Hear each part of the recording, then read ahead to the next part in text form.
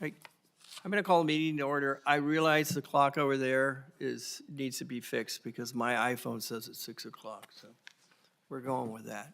So with that, the meeting is now called to order, and the first item is the flag salute. Sherry, will you lead us?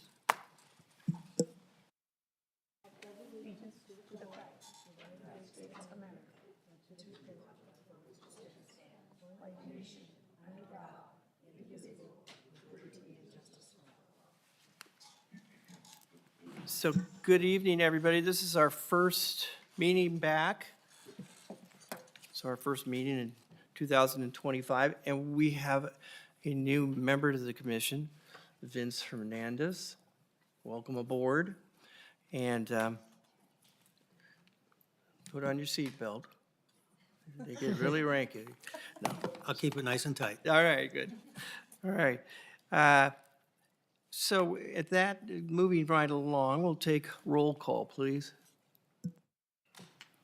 Commissioner Roostaller, Here? Commissioner Mealis, Here. Commissioner Hernandez, Here. Commissioner Midgley, Commissioner Sangha. Here. All right. Are there actions, requests, continuances, or withdrawals? Easy We have for not me to had say. any requests for continuances or withdrawals. Okay. Thank you. So at this time, we're going to move, just so everybody knows, we're going to go to public comment, and the public is welcome to address the commission on items of interest to the public, but are not listed on the agenda. So would anyone like to address the commission at this time? Yes.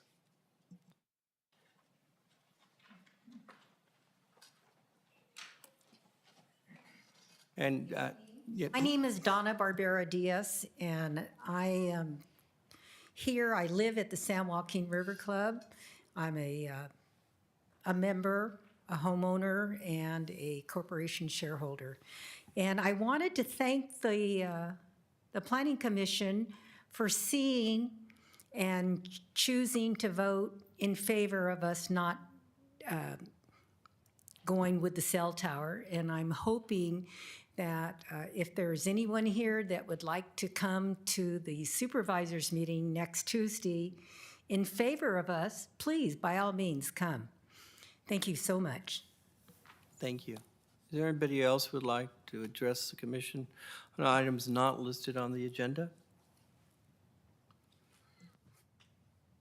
All right, that will bring us to our first public hearing of the evening. And item number 1. Staff report, please. Yes, I have Stephanie Stowers, who has recently been promoted to principal planner, here to provide a staff report. Thank you.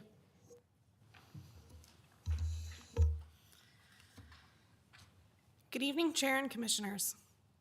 This project includes 2 applications, a variance and minor subdivision.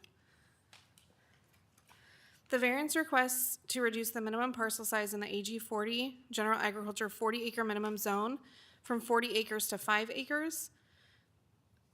A minor subdivision has been applied for concurrently to subdivide the existing 10-acre parcel into 2 5-acre parcels.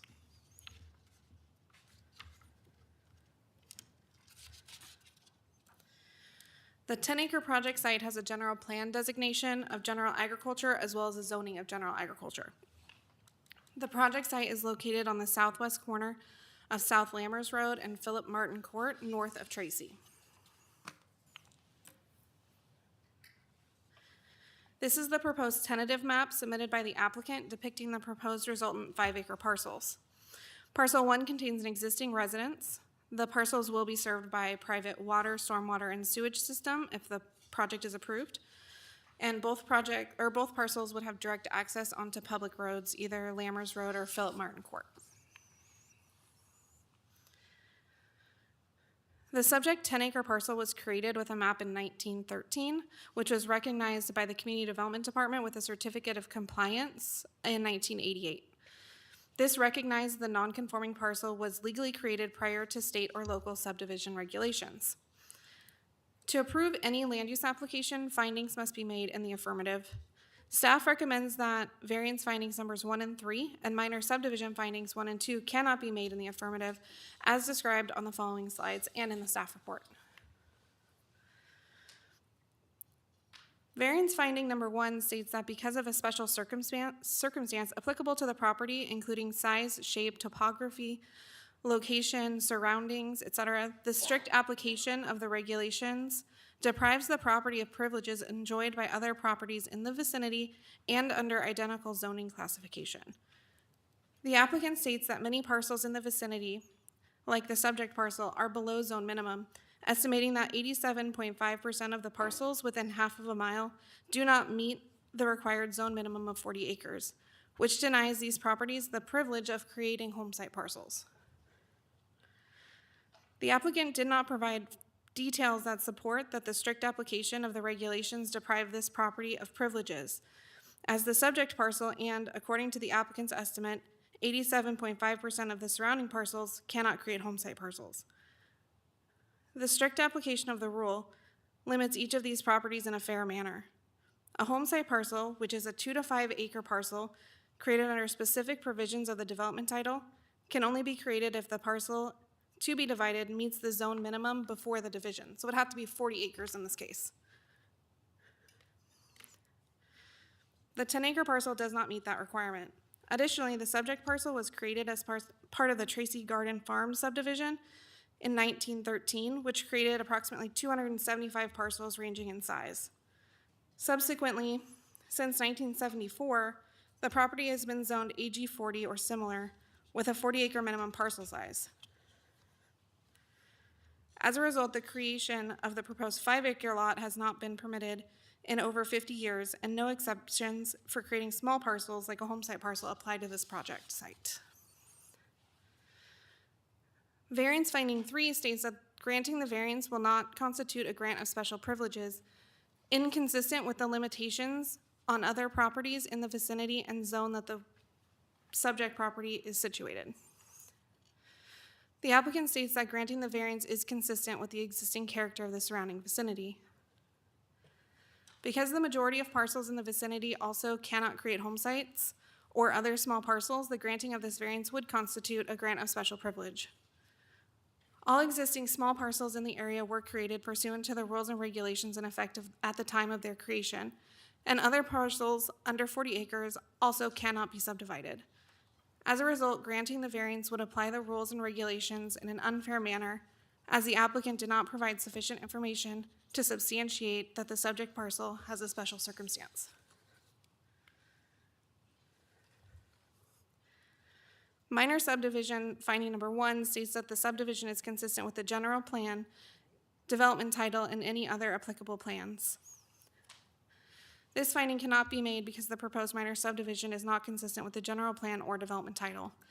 The general agriculture 40-acre minimum zone implements the general agricultural general plan designation, and the parcel does not meet the minimum requirements to be subdivided, as it is already less than 40 acres and would create more parcels smaller in size. The general plan includes specific policies for the protection of agricultural land viability, and 2 5-acre parcels are generally not considered viable for continued agricultural use. Minor subdivision finding number 2 states that the site is physically suitable for the type of development and the density. This finding cannot be made because the minor subdivision does not meet the minimum lot size for parcels in the AG 40 zone and would exceed the density requirements in the general plan. This is a project taken from Lammers Road looking southeast at the project site. The existing residence proposed to remain on parcel 1 is located behind the row of trees on the left-hand side.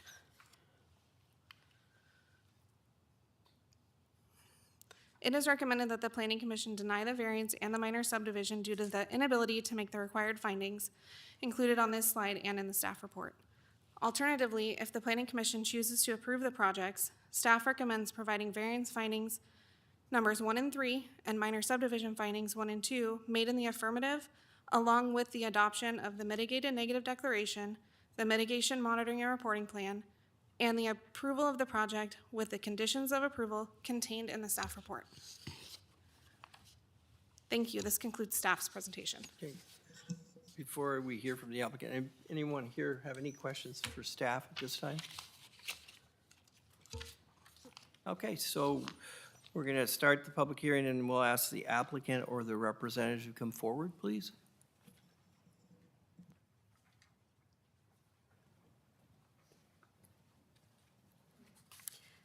Good evening. Thank you for the opportunity to present our request today. My name is Anjali Sarai, and I'm here on behalf of Sarup and Ranjit Sarai and the family to seek approval for the variance and minor subdivision for the property located at 18809 Philip Martin Court in Tracy. This property has been in the Sarai family for 29 years and holds deep multi-generational significance. Gurmail Sarai, the father of Sarup Sarai, initially sought to purchase this property on his own but did not qualify for a loan. That's when his sons Jagtar and Sarup stepped in and purchased the home altogether. Alongside their parents, they raised their children here, creating a true family homestead. All of the children attended schools in San Joaquin County, went on to prestigious universities, graduate schools, and returned to San Joaquin County to live, work, and raise their own families. The senior Mr. Sarai and his wife, who have since passed, always intended for this property to remain in the family, passing their interest to their children and future generations. Subdividing this property will honor their wishes, allowing both brothers to pass on their land to their children without the need to sell it to the highest bidder. This subdivision is not being pursued for economic gain. The use of the property will remain the same, preserving its character. The project involves a request to reduce the minimum parcel size in the AG40 zone from 40 acres to facilitate the subdivision of an existing 10-acre parcel into 2 5-acre parcels. This will allow the land to be divided equitably between the brothers while maintaining the character of the vicinity. We have taken care to ensure that all infrastructure, including wastewater, water, and storm drainage systems, will comply with the relevant development title and environmental health department requirements. I would also like to note that since this application was submitted 9 months ago, there have been no letters of opposition from the community or neighbors. Additionally, the Nagley-Burke Irrigation District has not raised any objections. The lack of opposition underscores that this project is consistent with the surrounding area and will not adversely impact the community. We have also addressed the concerns raised by the Community Development Department and provided detailed responses to the findings outlined in the staff report. The intent and purpose of this application is in accord with county policies and purposes of the Development Code promoting continued family farming. The property has already been developed with residential uses, and the other parcel would allow Mr. Sarai's older brother to build his own home next to his brother and live out his retirement. If this application's goal was for financial gain, Mr. Sarai would have requested the land to be divided into multiple smaller parcels. The other finding was of privilege. This property, as you said, was originally zoned EA10 according to the Tracy Garden Division and was subsequently absorbed into the AG40 as a non-conforming. The staff report carries a suggestion to pursue a home site parcel, but that does not mention that the home site parcels must be merged with the remainder parcel upon repayment of separate financing. This only kicks the problem down the road to further generations. Variances are also fact-specific and reviewed case by case. We do not believe that there will be an influx of applications for this specific use with this specific fact pattern. Mr. Sarai has invested into this application to effectuate the wishes of his parents and brother so that they may all live on the land that has given them so much. Granting this variance will not set precedent because the hardship is specific to this property and my family's unique circumstances. The separate home will be designed to blend in with the surrounding area and will not harm neighboring properties.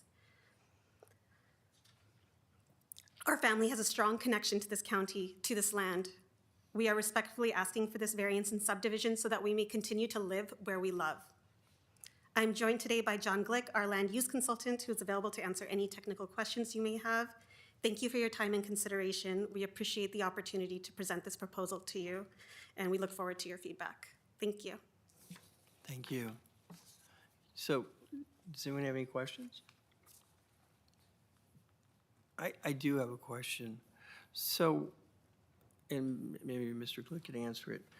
If we should go against the recommendations of staff, does this set a precedent for anyone else who would be in the same situation that you're in?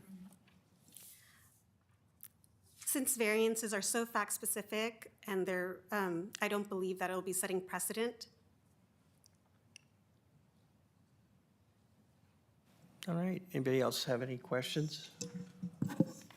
I do have a comment. I don't have a question, though. All right, So thank you for the beautiful presentation, young lady. You know, it's pretty elaborative, so not necessarily any question, but I just wanted to put it on the record. I did drive by.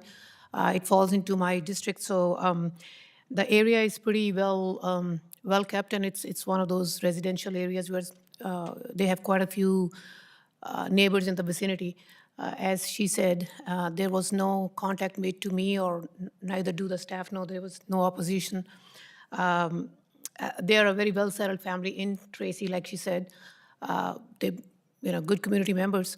And since it's not like they're landlocked or something, they will all have the same, what you call, the connection to the main road. So it's not like they're behind someone and taking some land away from somebody to just come through the main entrance or something.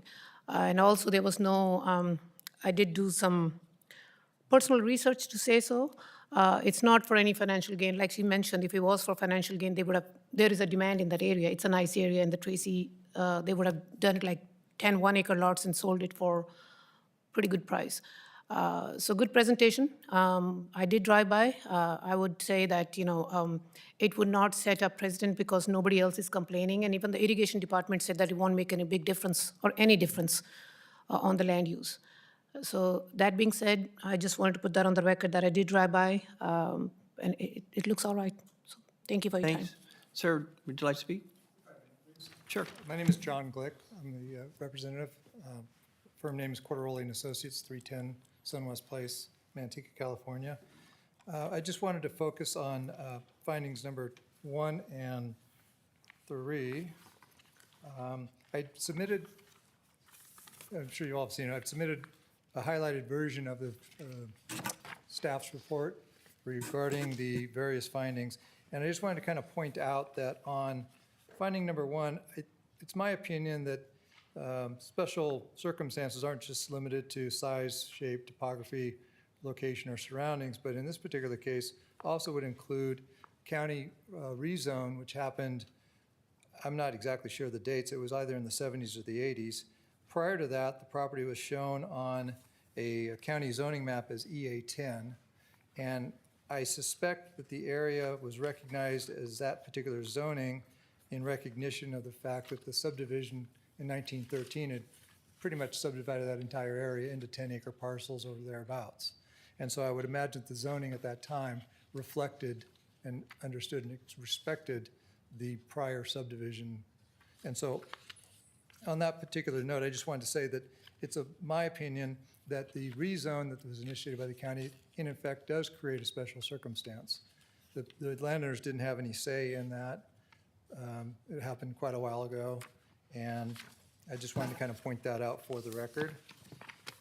Going on to item number 3, similar, just another note here about, and I'll just read this real quick. San Joaquin County staff states that parcels in the vicinity of the project site are below the 40-acre minimum, were created consistent with the general plan, zoning, code requirements that were in effect at the time. That's a quote from the staff report.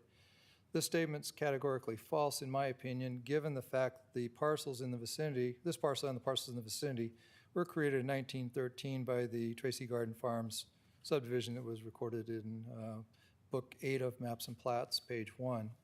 The county's rezoning of the then conforming parcels in this area from EA10 to AG40 rendered this parcel and most of the other parcels in the vicinity as non-conforming and therefore unsubdividable under today's rules. Currently, this parcel and similar non-conforming parcels in the vicinity are precluded from subdividing due to the county-initiated rezone from EA10 to AG40. This finding can be made because granting the variance will provide the opportunity for other properties in the vicinity with similar circumstances. That's, I just want to make those 2 notes about those 2 particular findings and say we respectfully disagree with staff's position.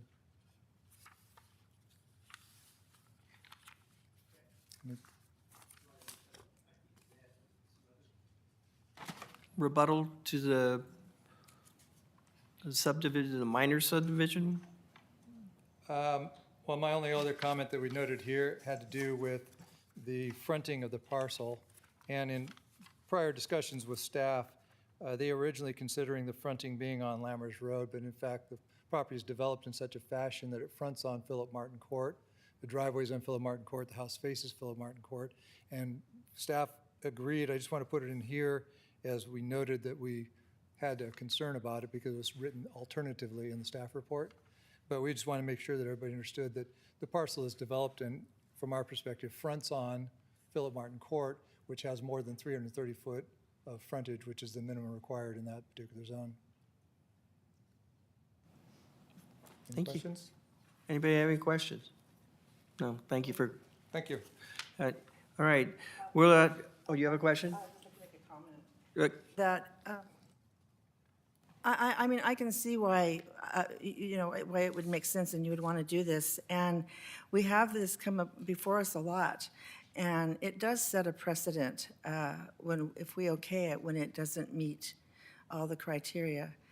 And the farmers are aging and dying, and we have a lot of them coming and wanting to, it would all be split up if we allowed it. And that's why we have those rules. But you did a good presentation, and I do see the need. I feel that, but it does go against our regulations. I appreciate your comments. We appreciate yours. All right, are there any other proponents for the project who'd like to speak at this time?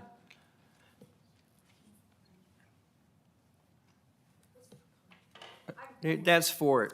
If you'd like to speak in favor of this, then you may speak at this time. My name is Donna Barbera Diaz, and I'm for this, and the reasons for several. You know, the land is not anymore farmers. The farmers are dying, and the offsprings are going into e-commerce, and they want their 5 acres.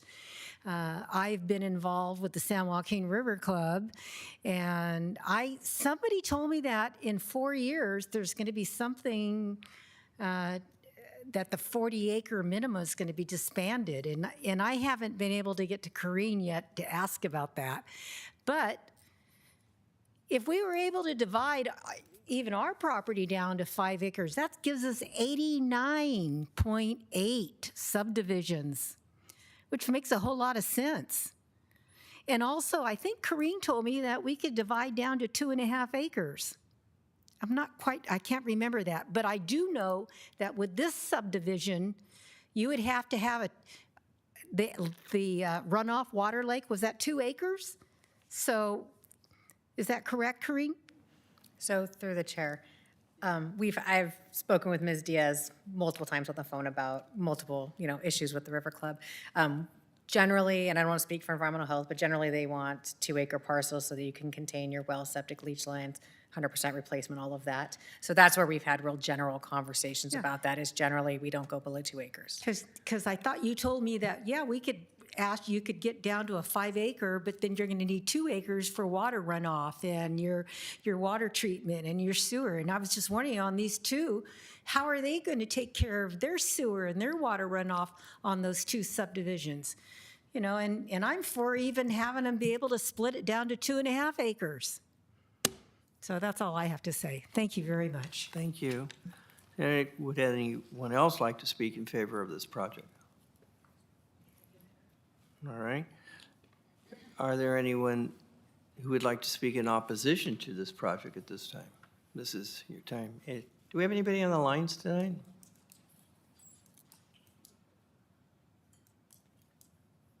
Nope. Okay.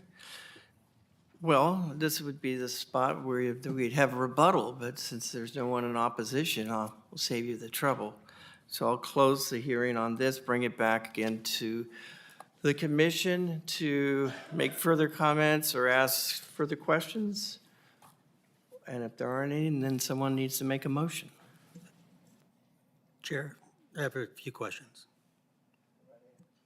So it's for staff, and just to kind of walk me through who was involved with the different agencies that you talked with and what their responses were. So, like PG&E or the Negley Irrigation District and so on. Do you want to go? So as part of our application review, we send all of our applications to numerous agencies, whether those be federal, state, local, regional, all of that. We give them about 30 days to respond. We take their comments, we use those to do our environmental review. Then when we do our environmental review, we send it back out to all of those people again, as well as the neighbors within a vicinity of the project site. The responses we got on this project are pretty much our standard comments that we receive. We didn't receive anything that was like a red flag or any major concerns. So anything that we reviewed in the response letters that we felt was pertinent, we included in the draft conditions of approval for if the project is approved by the commission. So there's, comments from Public Works, Environmental Health, et cetera, and those would become conditions of approval for the project if it were to be approved. So at that point, nothing was red flagged? Thank you. Just one more question then.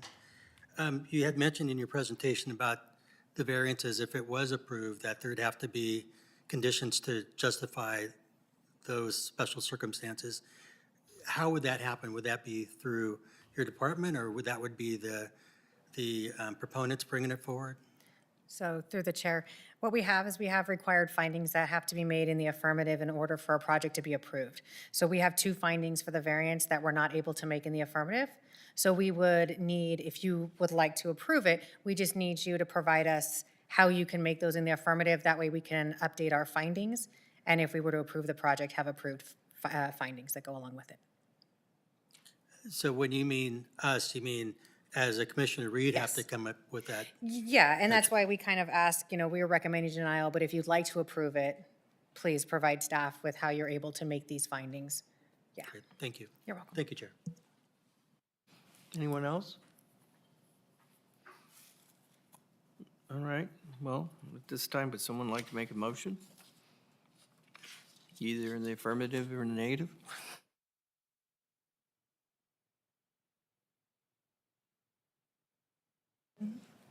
That we deny the variance number PA 2400078 and the minor subdivision number PA 2400079 based on the inability to make variance findings number 1 and 3 and minor subdivision findings numbers 1 and 2 contained in the staff report. Do we have a second? I'll second that. All right, I'll call for the vote. Commissioner Midgley, Yes. Commissioner Milas, Yes. Commissioner Rustaller, Yes. Commissioner Sangha, No. Commissioner Hernandez. No. All right, motion carries. You can appeal this to the Board of Supervisors. Thank you. Thank you.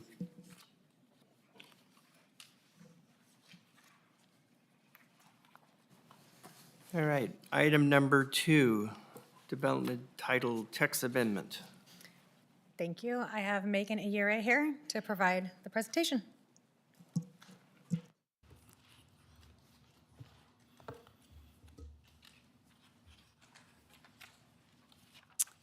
Good evening, Chair and Commissioners. Development title text amendment number PA 24533 is a text amendment for updates to tables and text within Series 200, 400, 600, 700, and 900. The current development title was approved at the end of 2022 with the anticipation that staff would process future text amendments as part of the initial adjustment period. In the past 2 years, following approval of the update, the Board of Supervisors approved 2 text amendments for various cleanups, as well as a comprehensive update to the existing sign ordinance chapter and a new chapter for commercial and industrial design guidelines. These changes were all made with the recommendation of approval from the Planning Commission. The current project represents another round of wide-ranging text amendments to address issues with document usability, including clarifying processes and reinstating requirements that were unintentionally left out with the comprehensive update in 22. Some of the more noteworthy changes are listed on the following slides.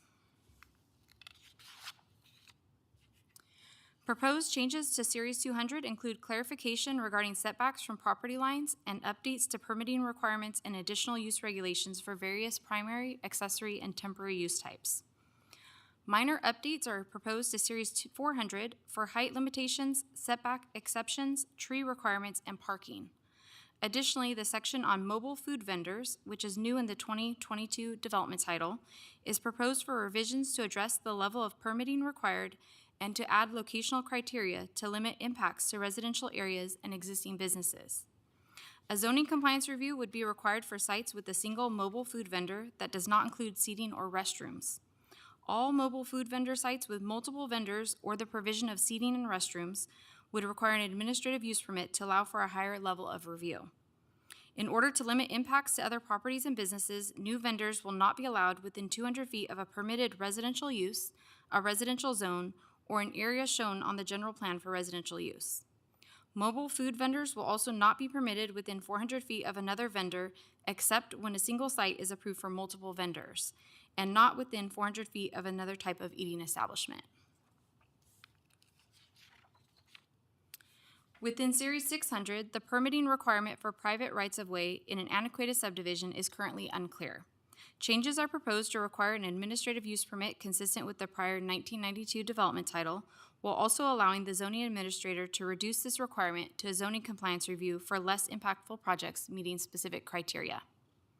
Series 700 is proposed to be amended to address the minimum parcel sizes required for new Williamson Act contracts. This is consistent with the change to the general plan approved by the Board of Supervisors last year.